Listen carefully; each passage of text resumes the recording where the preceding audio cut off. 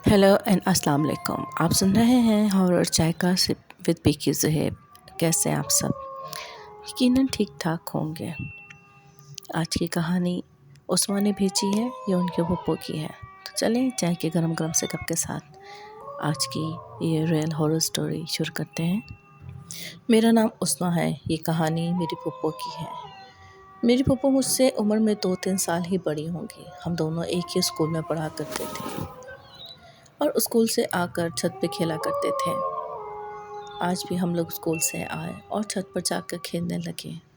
खेलते खेलते मेरी और पप्पो की लड़ाई हो गई, तो उन्होंने गुस्से में छोटा गमला उठाकर नीचे सहन में फेंक दिया और अपने रूम में जाकर चादर ओढ़ कर लेट गई। मेरी दादू उनके पास गई और पूछा, खाना खाओगी? तो उन्होंने कोई जवाब ना दिया और लेटी रही। दादू ने लाइट ऑफ की और चली गई। शाम को मेरे दादा वो रूम में गए इन्हें उठाने, क्योंकि वो काफ़ी टाइम से सो रही थी, पर अब भी उन्होंने कोई जवाब न दिया।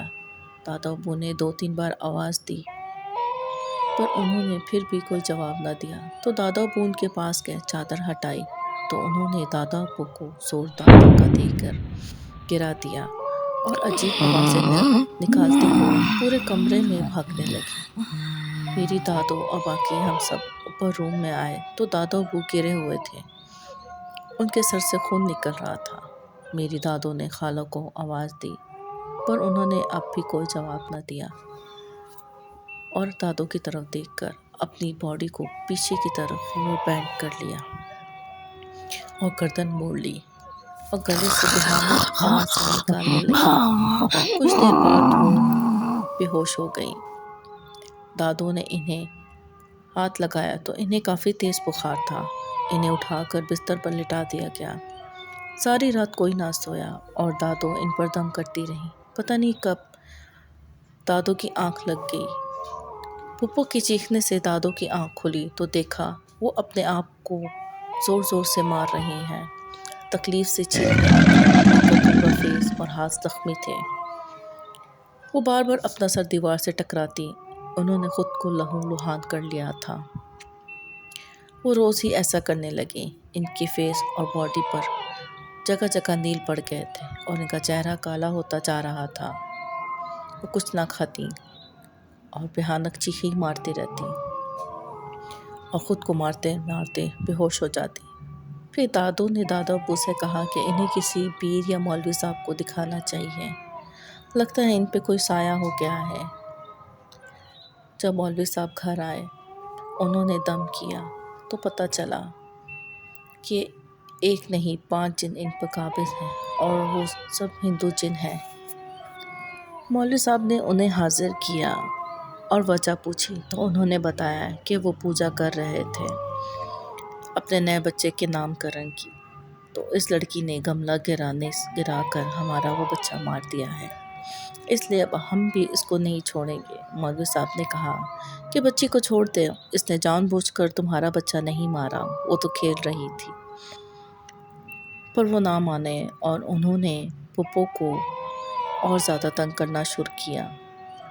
उठा कर दीवार पर मारने लगे। मौलवी साहब ने खूब पढ़ाई की और इन्हें जलाने की धमकी दी, तो उन्होंने पुप्पो को छोड़ दिया और कहा कि इस लड़की को अब इस घर से जाना होगा, हम फिर इसको माफ़ कर देंगे।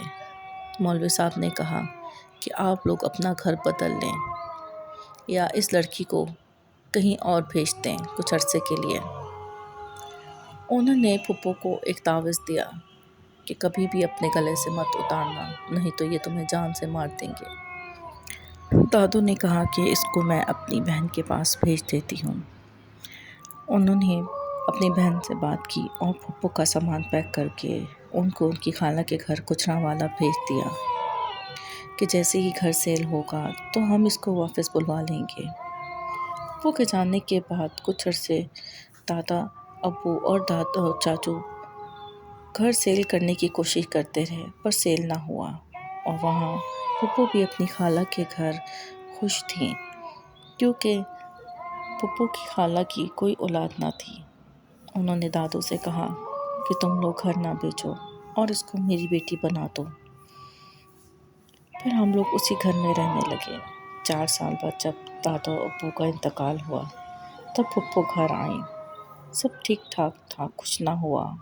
पर दादा अब्बू के तीजे वाले दिन जुम्मा था। फुप्पो नहाने गईं और जैसे नहा कर निकली तो उनकी आंखें पूरी सफ़ेद हो रही थी और मुंह से झाग निकल रही थी और इनके गीले बाल ऊपर छत की तरफ ऐसे उठे हुए थे जैसे किसी ने इनको बालों से पकड़ा हो। वो ऐसे ही ऊपर छत की तरफ सीढ़ियाँ चढ़ते हुए जाने लगी और ऊपर जाकर गली में कूद गई। गली में दादा अब्बू की कुरान खानी हो रही थी। वो वहीं मौके पर ही दम तोड़ गई और इंजनों ने फुप्पो से अपने बच्चे की मौत का बदला ले लिया। बाद में जब पता चला कि फुप्पो नहाने से पहले अपना तावीज़ उतार कर गई थी, जिस वजह से इन्हें मौका मिल गया और उन्होंने अपना बदला ले लिया। इनके इंतकाल के बाद दादों ने वो घर छोड़ दिया और किराए के घर में रहने लगी। कैसी लगी आपको उस्मा की फुप्पो की ये रियल हॉरर स्टोरी? लाइक और कमेंट करके मुझे ज़रूर बताएगा। अगर आपने अभी तक मेरे चैनल को सब्सक्राइब नहीं किया तो सब्सक्राइब कर दें और बेल आइकन पर ऑल पे प्रेस कर दें। अगर आप भी अपनी कोई स्टोरी मेरे साथ शेयर करना चाहते हैं तो मुझे इनबॉक्स कीजिए।